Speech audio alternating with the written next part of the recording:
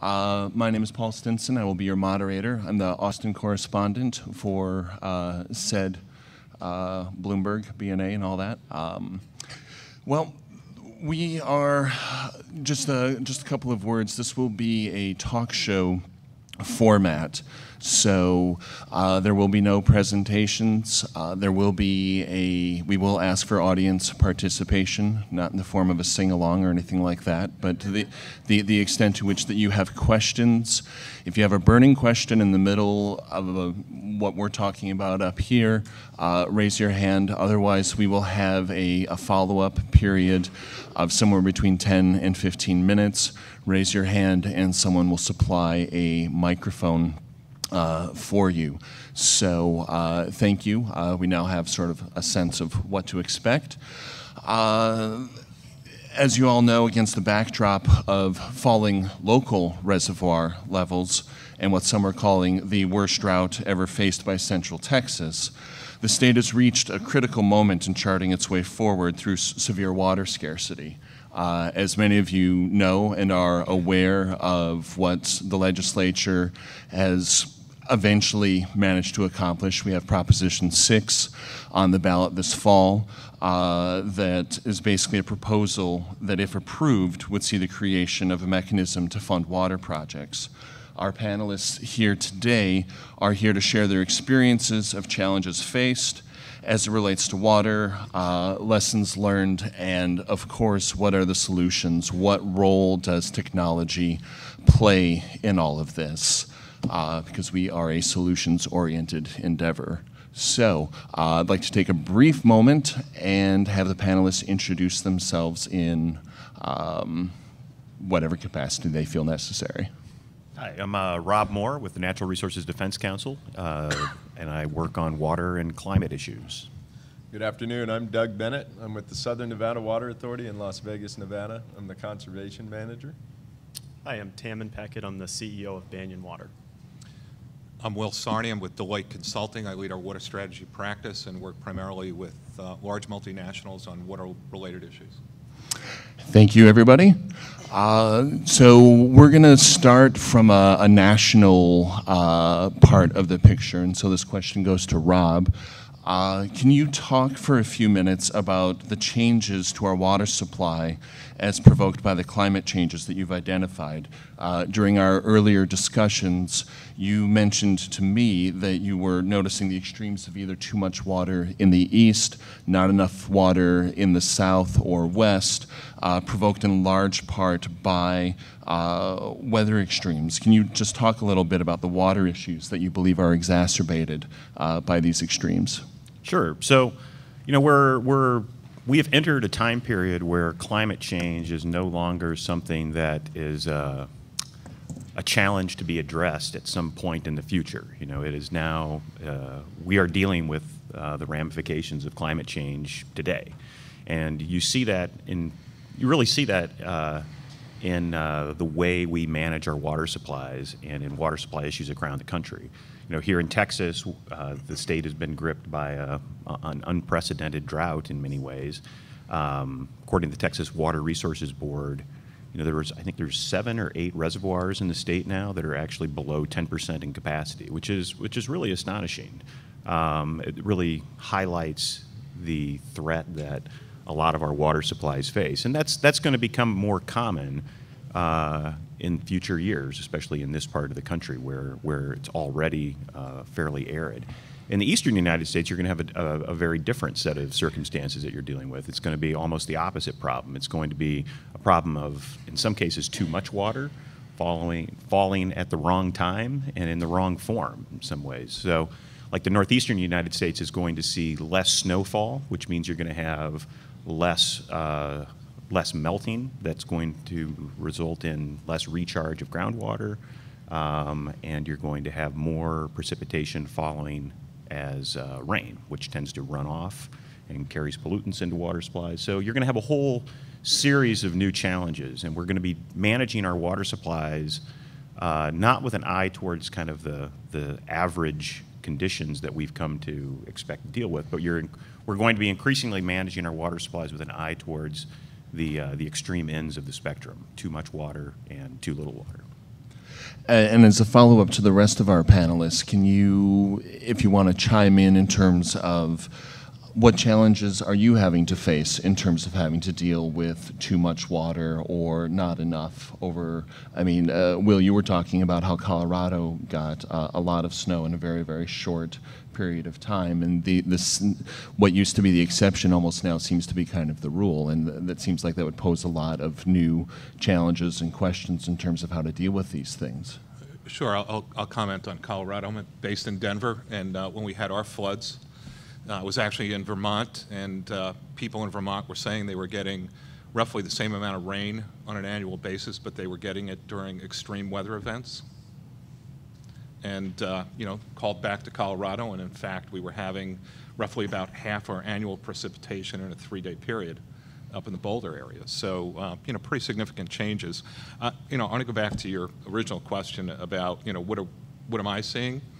From a business perspective, there is a recognition that water scarcity, water quality issues are impacting business continuity right now. It's a real business risk.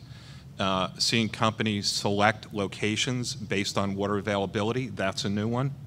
So in terms of importance to the state of Texas, it's a huge economic issue. So how do you continue to grow within the bounds of what you have and attract businesses and serve the public sector and ecosystems? So it's an issue, to your point, that it's here and now, essentially, and the business sector is trying to deal with it. Well, and we have businesses moving here almost every day. I mean, you can't go a day without reading about whether it's 40 people from a tech company or a couple hundred people or another telecom, and I mean, all of these people, one way or another, are going to need water. Right. So, but would more companies come here if there was more water? Well, right. Yes, exactly. I don't know. Sure. Damon, did you I want can to say chime something? in. Our company sells to the very large users of water and wastewater and the payers for those services in cities across the country, but quite a bit here in Texas and even in Austin. And what we're seeing is the challenge faced in particular to own and manage real estate in an environment of increasing water scarcity. If you own a multi-tenant building in Austin, Texas, and you face watering restrictions, how do you keep your building looking as good as the building across the street and therefore attract tenants, fill up capacity, and meet your profitability goals? And the only way that you can do that is by moving off of doing nothing around water toward actually proactively managing your water resources to maximize what they can do for you given the availability constraints and the increasing costs that customers are facing. All right, thank you. So we've kind of gotten a little bit into the national picture of things. Doug, I'd like to seamlessly pivot to you in terms of talking about regional issues. Can you talk for a couple of minutes about the challenges you're seeing on the Colorado River and how communities are responding? Okay, sure. So I know, how many of you in here are from Texas? Okay, so primarily a Texas-based audience. And so I've certainly been watching what's going on in Texas. I know a lot of my peers in this industry from Texas. And sometimes you look at the drought map and you feel like somebody is just trying to punish Texas. I mean, a lot of times the big red spot is just Texas alone. But we're also experiencing a drought that's gone on now for 13 years in the Colorado River Basin. And Colorado River is shared among 7 states. We expect that climate change is going to make it drier still. So even if it recovers, we think the long-term trend will be that the river may produce between 5 and 15% less water. The river is already over-allocated, so generally speaking, there are more checks written on the river than there is water produced by the river. The good news is not everybody cashes all of the checks, meaning our demand has not reached all of those appropriations. As the climate changes, I think what we expect to see is not only does the river produce less water, but obviously the demands of the users are going to go up as well because it's going to potentially be hotter and drier in that region. Much as in this region of Texas, most of the water from the river goes to agriculture. And as you can imagine, if you're growing crops and it becomes hotter and drier, you may have more demands from that river that meets your needs. The urban demands could go up as well. So basically, people are going to be looking for more water to get the same job done from a river that's producing less water. That's going to be a big challenge. Both of those are pulling in two directions. And meeting that challenge, I think, is going to be more extraordinary than any of us might imagine at this point. And in terms of meeting that challenge, as far as water scarcity goes, you've had to enlist some approaches, including water reuse and gray water use. We've had this discussion a little bit. Can you discuss a little bit in terms of the extent to which you see that as a solution? You know, one of the challenges, I think, in all of these issues is making sure that your stakeholders understand how things work and where water comes from and where it goes and what some of those choices are. And often in a community, there'll be a lot of misunderstanding. And so, to me, recycled water, gray water, and desalination are all things that the general public have a great deal of misunderstanding about. So I think not a month goes by where I don't have to read a letter to the editor in my hometown newspaper that says, "Hey dummies, it's called the Pacific Ocean. Hello, it's only 250 miles away." It's like they don't realize that building a facility in California is not feasible. California needs all those resources. That even that is being fought over tooth and nail because of the environmental impacts of desalination. You got to dispose of salt, you need energy, you got to have a piece of land. All the land is near people's $6 million houses, and they don't want to see something that looks like a factory, on and on and on. And it varies by where you are. So we take our water from the Colorado River, but we also have the ability to return water to the same watershed. And so we reuse indirectly 100% of our wastewater in the Las Vegas region. But we do that by returning it to the watershed and then withdrawing again from the watershed. So basically, we're using a reservoir, Lake Mead, as you may have heard of aquifer storage and recovery. Treat your wastewater, pump into the ground, draw water to be treated as potable water from somewhere else on that aquifer, and the public's okay as long as those wells aren't too close to each other. They'll be all right. Well, we do the same thing using the surface watershed. In coastal regions, their wastewater would be supposedly thrown away to the ocean, right? And so recycling that water and keeping it in the community is like a whole new supply for them. So how you approach it really depends upon where you are, what the policies are that guide it, what infrastructure is needed to do it. But for us, getting the citizen to recycle water in their own home is maybe not productive. You know, it may not be as productive as what we're already doing. So gray water becomes an issue. You guys this is preaching to the choir because you're here, but if you give somebody a light bulb and you say, this LED light bulb uses 7% as much energy as the one I just replaced, most people will leave that light burning longer. They will leave the room and not turn it off. They will defeat the potential of that thing. And so in some cases, when you give people great technology and you say, I've given you an amazing tool, if your engineering calculations say that your packaged gray water system on your house should save 12% of your water, often we find that people only save 7% of the water because they change their behaviors, because they feel like they have a rationale to do it. It's okay now. I got something. You've probably heard, give somebody a hybrid car, they drive more miles per year because it's amazing. I hardly ever have to put gas in it, but you know, they don't combine trips and they throw away some of those behaviors. So I guess we need to make sure that we're using the right approach for the community and its situation, and that we also push along with those technologies education, that we're not throwing out the good behaviors that we fostered along the way. Thank you. And as far as approaches go, I know Will, Tam, and you guys collaborated on a water tech or water technology book that will be coming out in a month or so here. To what extent have you had to engage issues of water reuse, gray water, and some of these things that Doug have spoken about? You guys can't point at each other. One of you has to answer the question. Well, that's how we wrote the book together. Okay. Basically. No, I thought you were doing that chapter. Yeah, so you go first, and I'll provide. Abbott or Costello, who's got this? I'll take Tam, it and you first. go first, and I'll pick it up. There's a dichotomy between what's happening here domestically and what's happening on a global basis. And in places like Singapore and Israel, water reuse is a dominant method of producing the supply that's needed. Here in the US, it's a single-digit percentage of water use. And even there, it splits between who the ultimate user or deployer of a water reuse or recycling technology is.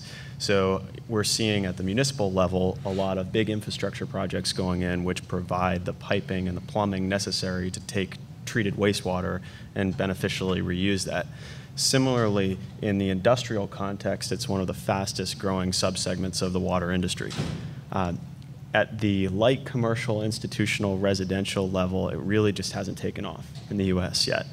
There are a number of reasons for that. One of them is that technology cost has been coming down to treat water so that it can be used, but it hasn't quite gotten to the point where it's an obvious economic quick return for the ultimate user.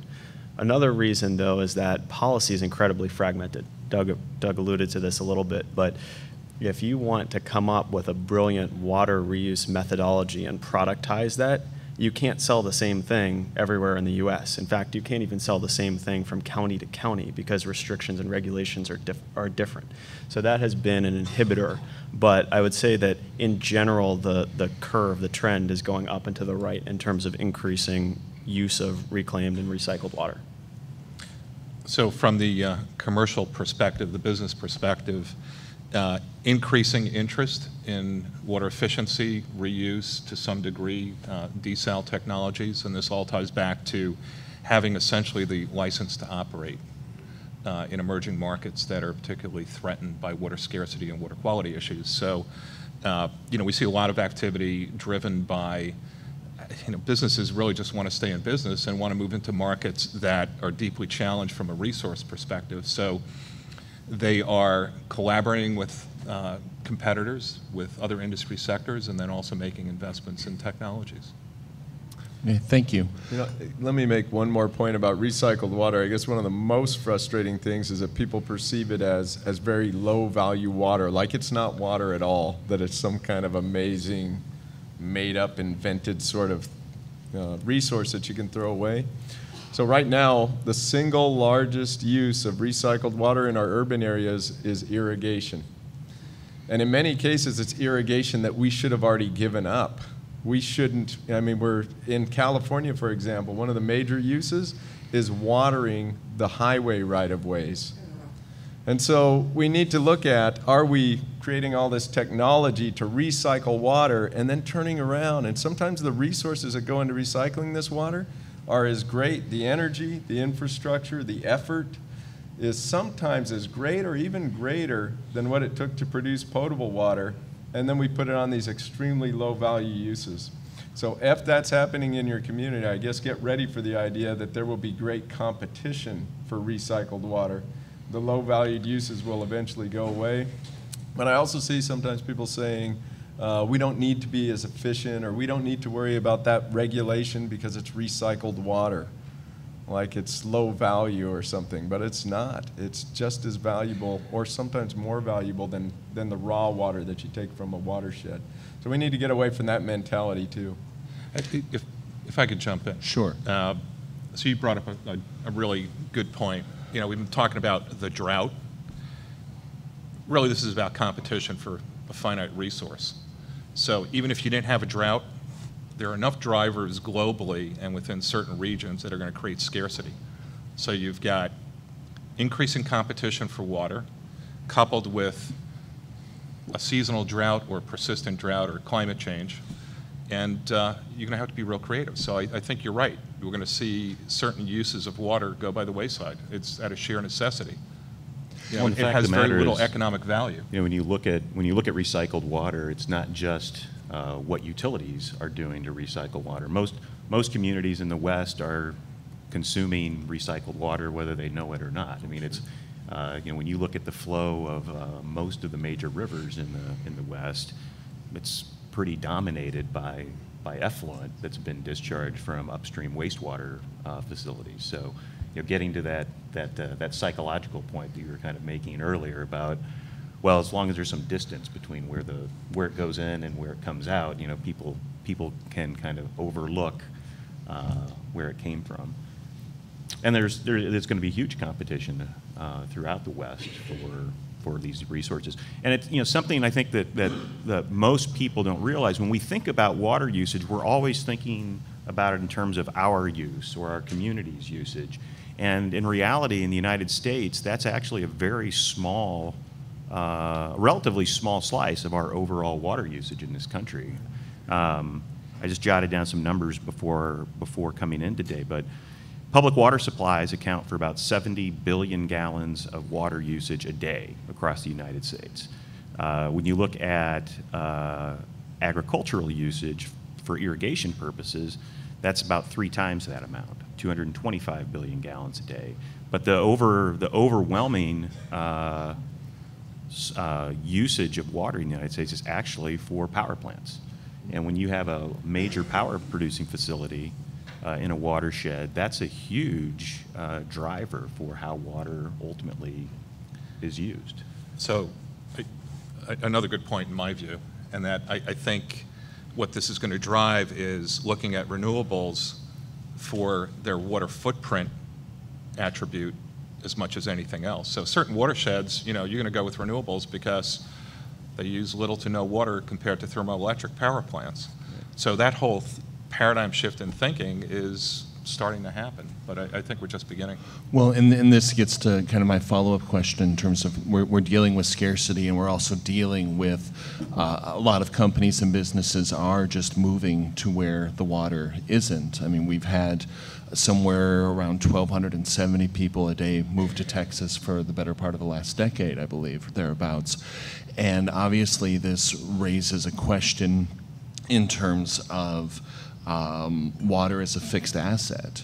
You know, poor planning can be potentially disastrous. What specific things have you seen in terms of optimizing water supply as a fixed resource? I think one of the most important things, especially in a growing community, and believe me, we experienced that in Las Vegas. We had 1 year, 2005, 105,000 people moved to my city in 1 year. That's another city. And seriously, if you don't act now to decide what should new development in your region look like, then you're going to be saddled with it for a very, very long time. And for the longest time, we chased around after homeowners saying, hey, maybe you should xeriscape, maybe you should use native plants, maybe we can have, and we would chase them with rebates. And while I finally succeeded in convincing this customer to take his ornamental lawn and put other types of plantings in there, meanwhile, 25 houses went up down the street that had grass in the front yard. And it's ornamental grass. There's functional grass, that's where you toss the ball with your kids, that's where you play, that's where you entertain and barbecue, and there's ornamental grass. And ask yourself, do I spend any time on this lawn where I don't have a lawnmower in my hands? And if the answer is no, that is ornamental grass, and it takes 4 times as much water as the other plants that you could be growing. And so we ran around chasing our own tail for years and years and years and spending millions of dollars going after people on an incentive program. The drought was the best thing that ever happened. It provided the political will to change the way we were growing. And we said, if we don't want people to have ornamental turf, let's stop planting it. And we said, from now on, you can build a house, but we don't put grass in front yards in Las Vegas. Nor do they in Albuquerque and in many, many places in Colorado. And what I get from Texans a lot of times is, you don't understand. I do understand. I have fought this mentality and this rationale in every city that I've worked in. And it always starts out, well, in my city it was, you don't understand, we need the grass because it's so dry here and so brown. There's always a rationale for why you should keep doing what you're doing. Change the way you're developing. Honestly, the density of development is critical. The more dense that you can develop, the better off you're going to be on your water footprint. If you just continue to keep sprawling out into farmland, you're going to find that nothing has changed. And we found just that. We found that in the homes built in the early 90s used the same amount of water as homes we built in the early 2000s. And it wasn't until we changed our policy that the water demand of our community on a per capita basis started to drop dramatically. And people accept it. They can buy an existing home or they can buy a new home. They can choose. But the new home is a different style of design. And that's definitely one of the things we learned. Growth can be your friend in water efficiency, but it's not going to happen by magic, and it's not going to happen by saying please and thank you, to be honest. So it sounds like some of this can be solved through technology and innovation, but some of this also is just about education. In terms of clearing up misconceptions or getting people to sort of rethink how they use a scarce resource. I'll just open this up to the rest of the panel.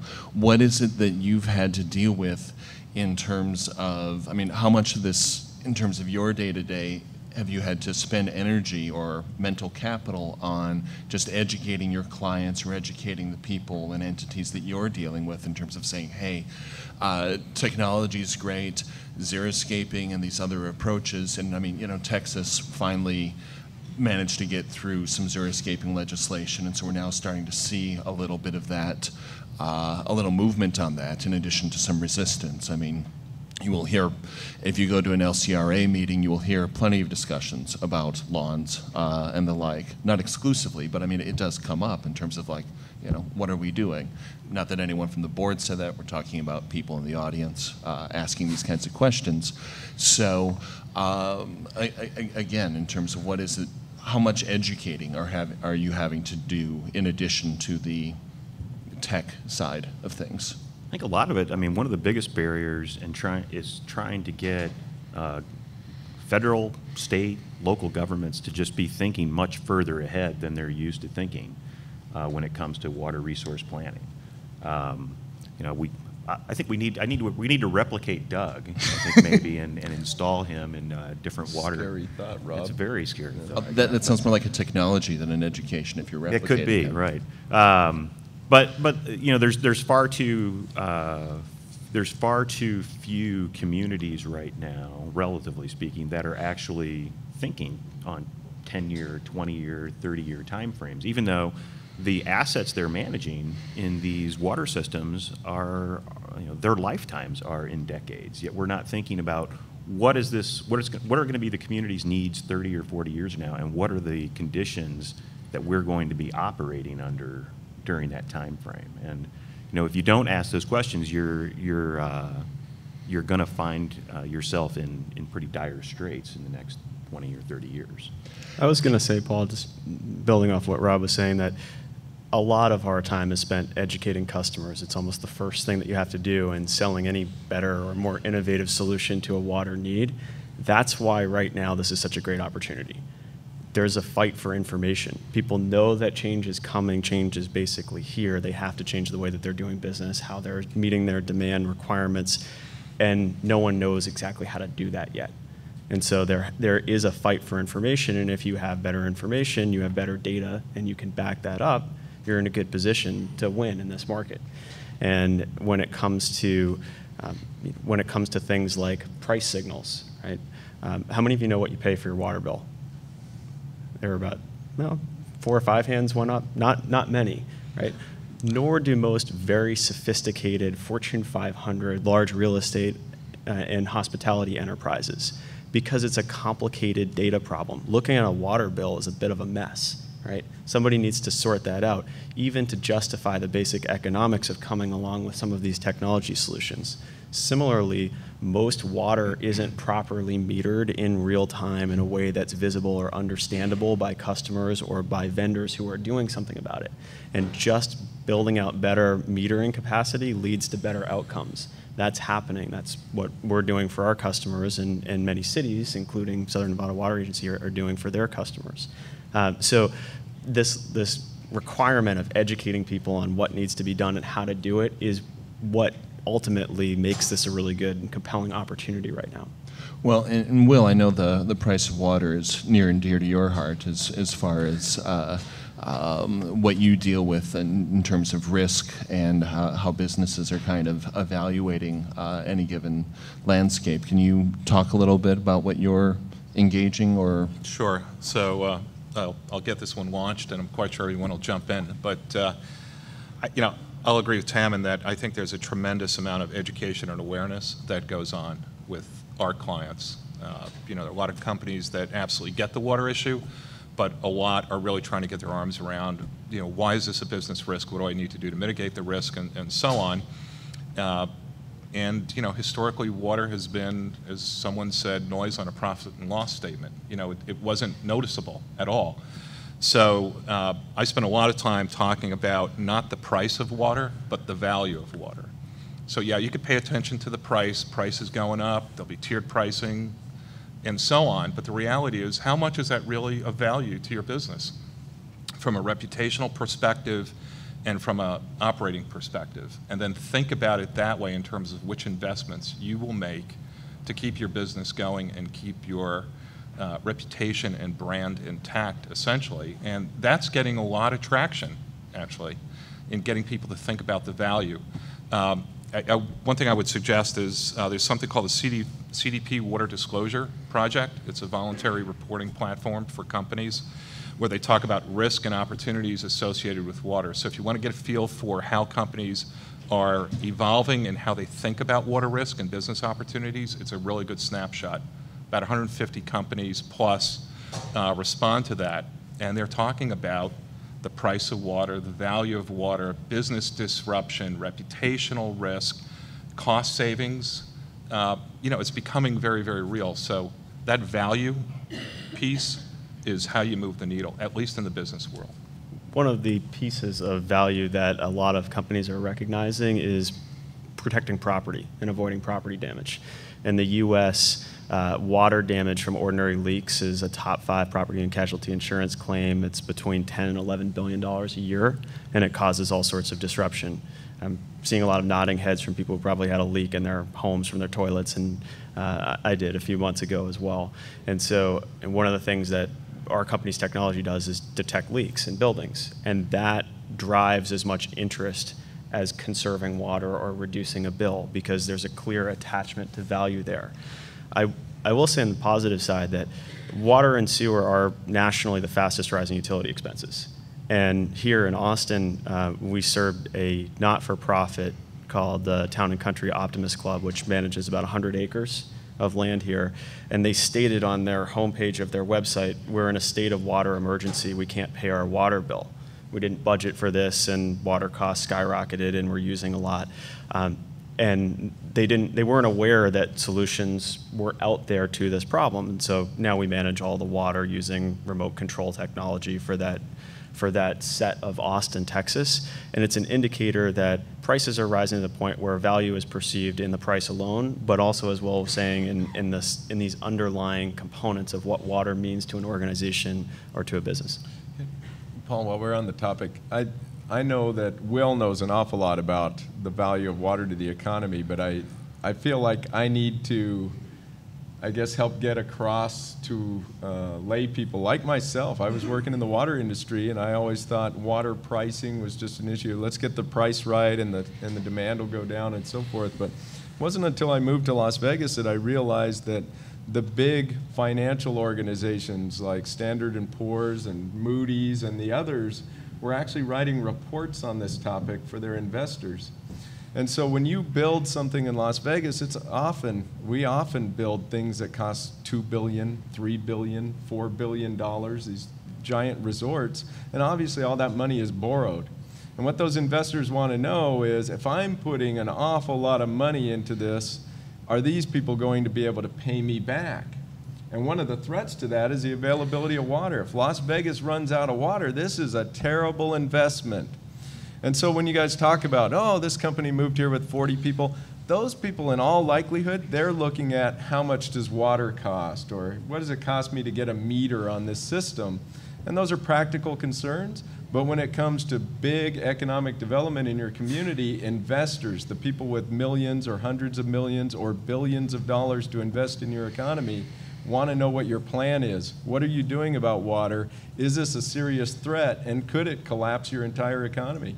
It's not just about the bill you get at home, it's about the plan for your community, and is it going to carry through till these debts are paid off? Yeah, I think that's a really good point. I never thought of Las Vegas as potentially a stranded asset because of water, but it could be.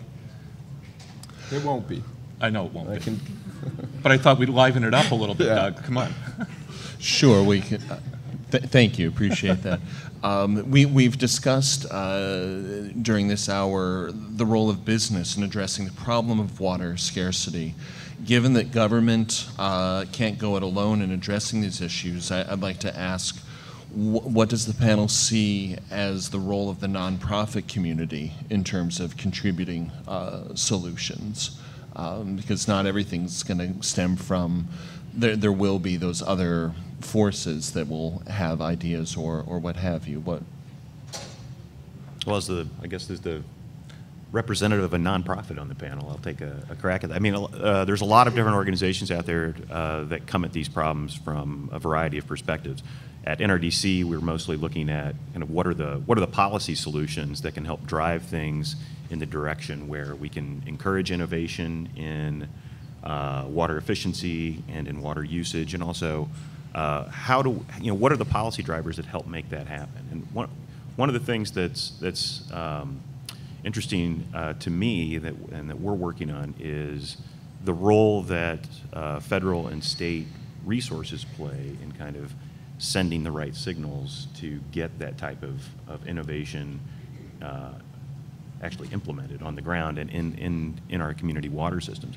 There's about $110 billion in capital out there that the federal government has given to states over the years for drinking water systems and for wastewater systems. And there's very little in the way of policy signals that actually would encourage a utility to access those dollars for water efficiency programs or for green infrastructure that might allow a different method of stormwater controls that would allow more infiltration of water that could lead to groundwater recharge.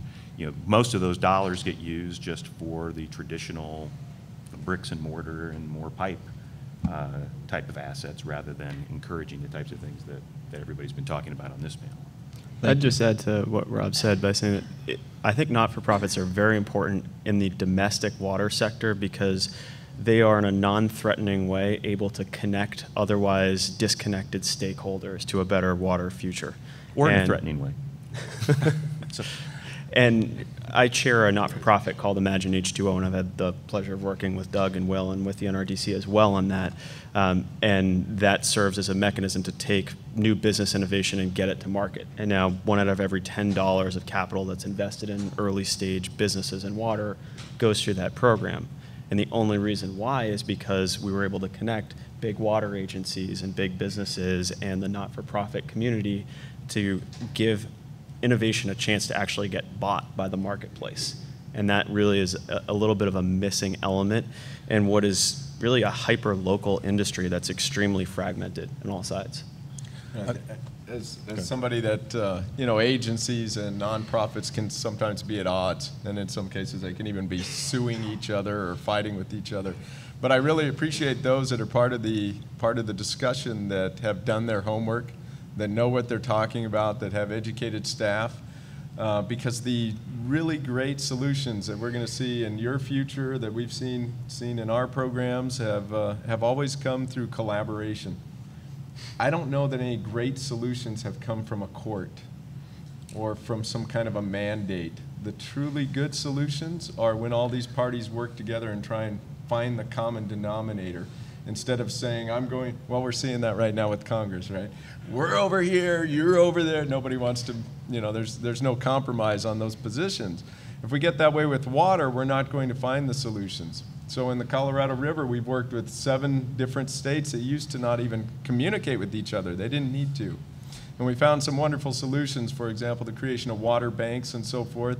And in many, many cases, we've worked with, for example, the Natural Resources Defense Council and with the Nature Conservancy, and Trout Unlimited is doing some really cool stuff.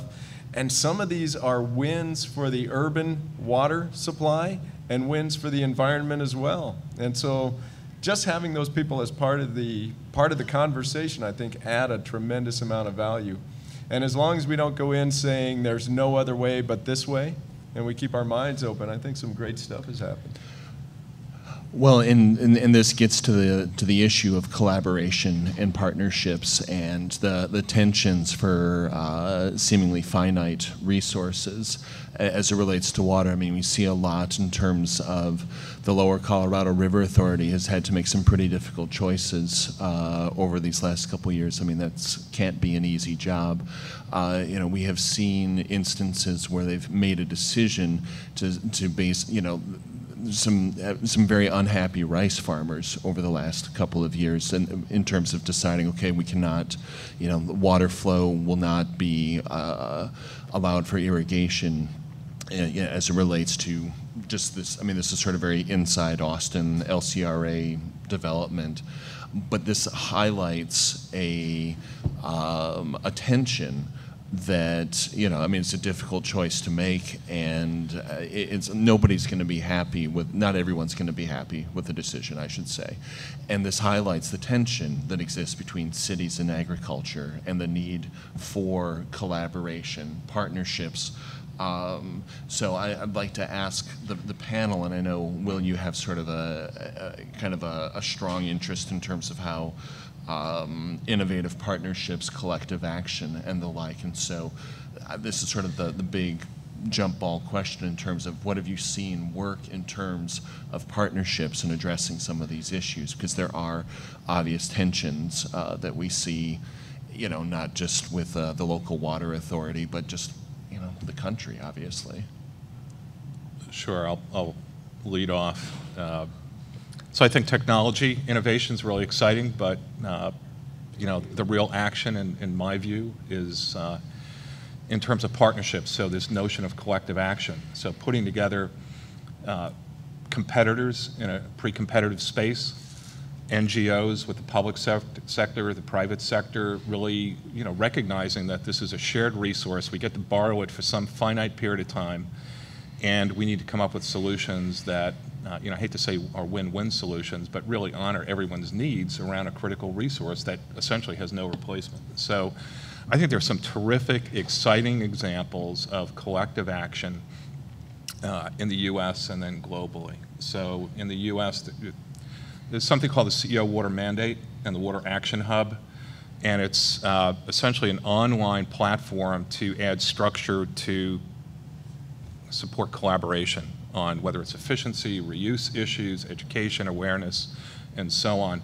So it's been launched. It was launched about a year ago. The Colorado River is one of the watersheds. It's gotten just great traction in a very short period of time. It's looking to grow and supported by the CEO Water Mandate, which is roughly about 80 CEOs that recognize that water is a real business issue and they need to pay attention to it. There's another organization called the 2030 Water Resources Group that is focused on a variety of different things, one of which is the hydroeconomic value of water, so understanding better the value of water in certain emerging markets. And if you look at what the membership is, it is, you know, a collection of NGOs, competitors, and a variety of industries that are fairly diverse coming together and recognizing that we can't grow from a business perspective unless we play nice together, essentially, and bring in NGOs into the dialogue, you know, civil society, and you know, a variety of other industries that can transfer best practices. So I think there's a lot of really cool things going on in the collective action space that would have been unheard of 5 or 10 years ago, clearly. And in terms of getting people to play, or entities to play nice together, Doug, I imagine you've had to manage the tensions between cities and agriculture, or between development and agriculture. Can you talk a little bit about? You know, I know everyone in this room probably has some notion or some idea of, or perception of Las Vegas. I mean, we're Sin City, right? We're out in the middle of the harshest, driest desert. We're North America's driest city. And so what happens in these kinds of situations, 70% of the water in the Colorado River goes to agriculture. And then you have Sin City with their swimming pools and their casinos and their, you know, dancing girls and on and on and on. So they need a lot of dancing water. Fountains, you know. So anyway, so it's very easy for agriculture to point at the cities and the cities to point back at agriculture, and you can always find a reason why you're not the problem, but the neighbor is the problem, or this other sector. And in fact, in our own city, we had to teach our own citizens how much of the water went to the resorts and the golf courses, because their perception was surely that is where the problem lies. The reality is, because of the difference between consumptive use and non-consumptive use, resorts in our city consume less than 3% of our water. Economically, that's a great investment of water. That's terrific return on investment for 3% of our consumptive use. So we had to teach our own citizens that. But we don't want to get into a war with agriculture. The solutions are going to come from finding ways to solve these problems by working better with agriculture. One of the challenges of agriculture is it's decentralized. There's not someone you go to say, hi, we'd like to talk to agriculture. And there are also huge lobbies involved, so every crop has its own lobby. The rice growers, I'm sure, must have a lobby. They have lobbyists and so forth. Alfalfa growers have a lobby. Fertilizer companies have a lobby, on and on and on. Some of the cool things that I think are going to happen are the growing of water banks, meaning that agencies, companies, farmers, organizations that have water will be able to make it available to people who need water, just like your bank works now. You deposit $1,000 in there, and they may loan it to somebody else that patronizes the bank. That means that you'll start to have a water economy, meaning water can go where it needs to go, and there's a benefit to people. Right now, if you want water from a farmer, we typically have to fallow the land to prove that the water wasn't used, meaning the farmer grows nothing on that land and allows someone else to use the water. And that's only if policy will allow you to do that. And the policy often stops at state lines, it stops at make-believe lines like between the upper and lower basin of the Colorado River, and certain things can't be done across those lines, much as Tammin was talking about with gray water. It can be different when you get to those lines. But ultimately, I'd love to see a way that farmers can grow the crops that we need more efficiently, and that cities or other industries may be able to provide the resources to see that that gets done, and that the water savings can be shared. And right now that doesn't exist. It's very prevalent, for example, in Israel. They're very aggressive. It's a national program. It's prevalent in Australia because they manage water nationally. Here we've got all these different little subsectors and various bureaucracies that you have to navigate. But I think eventually we'll get to the point that a farmer may be able to use efficiency as a way to bolster his economic potential. And that would be a great thing, instead of fallowing land and having crops go ungrown so that the water can be used elsewhere. If I could interject here, as much of this panel has been about scarcity, we are slowly running out of time. And I wanted to make sure that we open the floor up to the audience for the remaining minutes we have here, probably 7-8 minutes or thereabouts, for anyone that has a question. And will the microphone person please make themselves known? Okay, thank you.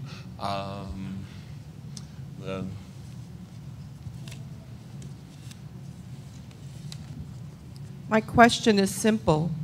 What about the water usage in fracking?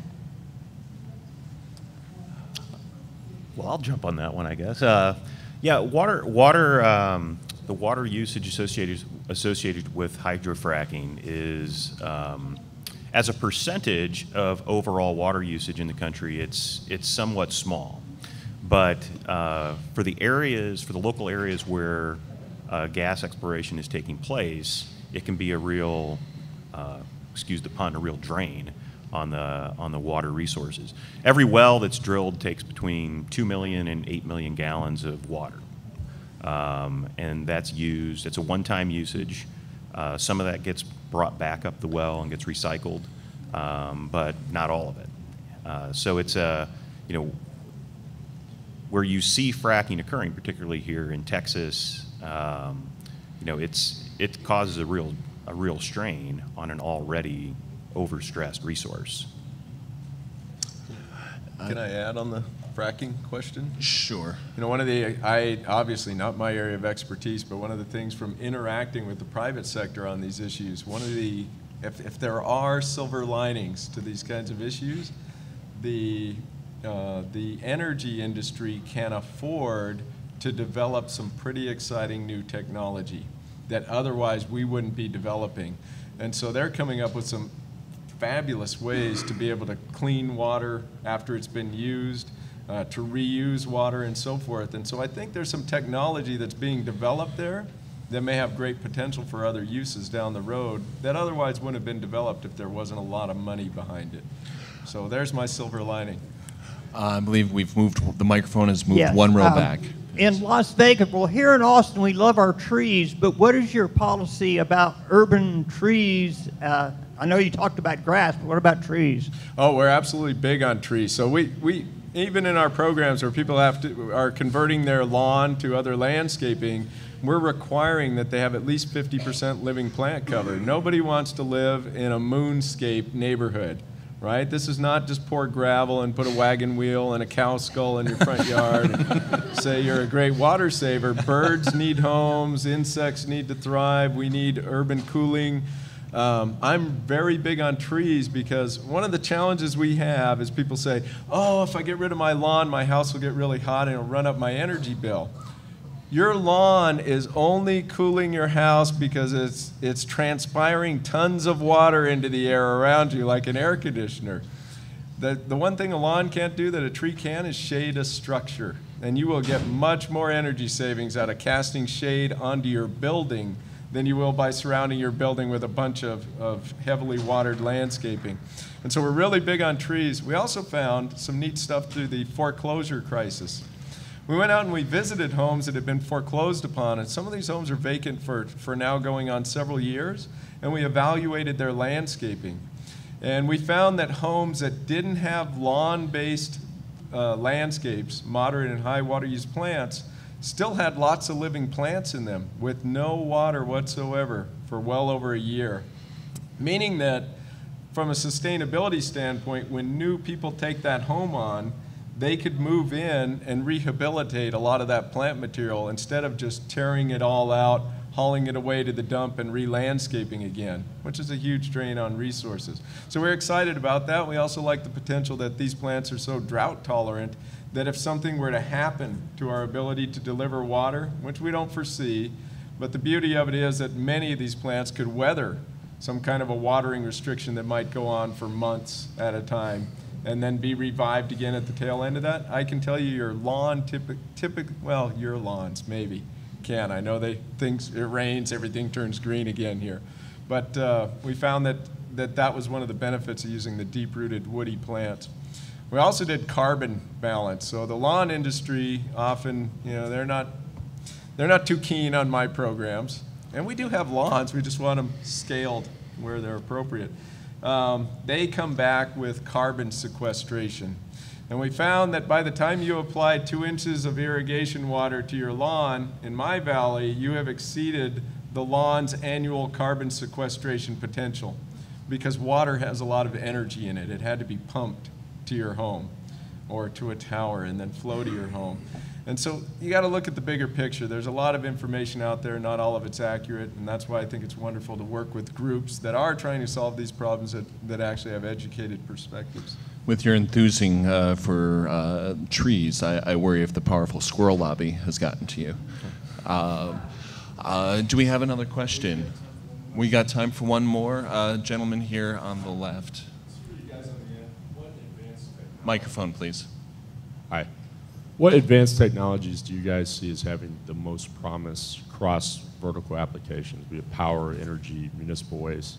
That could be advanced oxidation, ultrafiltration, the tech guys on the end. Could I ask you to, I didn't quite get, if you could speak just straight into the mic, please. That's better. What advanced technologies do you guys see as having the most promise across industry verticals? So power, could be fracking, municipal waste. I would say that there are many advanced treatment technologies that have grown to be proven and are now integrated into those systems. But most treatment technologies tend to be part of an integrated system to get water from the quality standard that it is before you start to the quality standard that you want before you use it or send it away. And so I think what has the most promise actually is IT. The water industry is lagged way behind energy and other industries in its application of IT to better manage the resource. And I'm seeing a real drive in more deployment of remote monitoring, control, and sensor technology to turn a reactive and labor-driven resource management protocol into one that's data-driven and proactive. If I could just reinforce that just a bit. I think there's a tendency to look at, desal filtration technology as sort of, sexy, interesting. That's where all the bets are going to go. I absolutely agree with Tammin. It is about data acquisition, analytics, visualization, so you can make really smart decisions. And the big white space is in agriculture. So how do you collect data and make informed decisions in the ag space? Huge potential. Not very interesting in a lot of ways, but you're starting to see companies make acquisitions that bring in that IT into the ag space. So I think that's, terribly exciting. All right. Well, that will have to be the last word on all of this. Thank you so much for joining us. Thank you to the audience for your questions and for coming. Thank you.